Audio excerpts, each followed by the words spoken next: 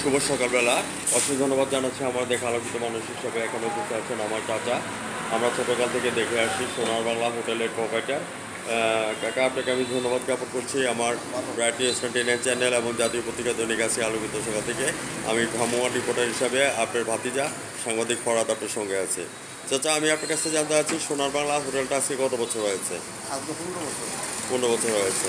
তো সেই ক্ষেত্রে আমি আপনাকে ধন্যবাদ জ্ঞাপন করছি যে একটা কথা বলতে হবে যে বাসা কাকা was not built in a day. আগের থেকে অনেক ব্যবসা বাণিজ্য অনেক খারাপ হয়ে যেতেছে, খারাপ যাচ্ছে, আমরা কোনোরকম চলতে বেশি হিমশিম খেয়ে যাচ্ছে। এখানে আপনাদের সকালবেলা খাবার কি তৈরি করা হয় কাকা? সকালে মনে করো মুরগি, মাছ, ডিম, করলা ভাজি, ভেন্ডি ভাজি, ভর্তা, এটা কিনলাম। আর দুপুরবেলা? দুপুরবেলা আরও এখন সকালে হইলেও পরোটা, তারপর বিরিয়ানি এগুলো তৈরি করা। এই আর কি। আর রাতের খাবার কি পরিবেশন করে? রাত্রে এইখানে একই জিনিস। আগে দেখতাম যে পায়াটা তৈরি করা হয়তো, নালা টালা তৈরি করা হচ্ছে, ভর্তা না, ভর্তা আসে না। এখান থেকে কাকা ডেলিভারি মাংস কিনো লাগে মনে করেন আপনার এই 900 টাকা কেজি, ভর্তা ভালো বিক্রি হবে। হাসিফ কাকা, আপনার কিন্তু এই যে সোনার বাংলা হোটেলে একটা জনপ্রিয়তা আছে, এই জনপ্রিয়তাটা কাকা কীভাবে করেছেন? এটা আমি মনে করেন লোকের মধ্যে আসছিলাম, আর ফোন মনে করতে আমার একটা আইডিয়া আছে যে আমি এটা করলে আমার একটা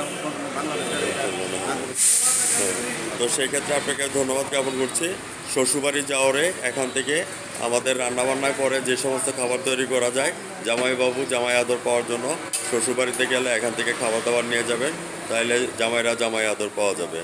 কাকা, আমি আপনার কাছে বলতে চাচ্ছি যে আপনি কি টিভি চ্যানেলে কখনো সাক্ষাৎকার দিয়েছেন কিনা?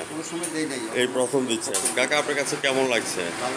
আপনি কিন্তু সারা বিশ্বটাকে আপনাকে দেখে নিচ্ছে।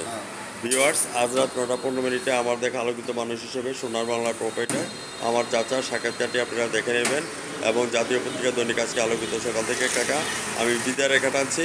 ভালো থাকেন, সুস্থ থাকেন। ধন্যবাদ বাজান।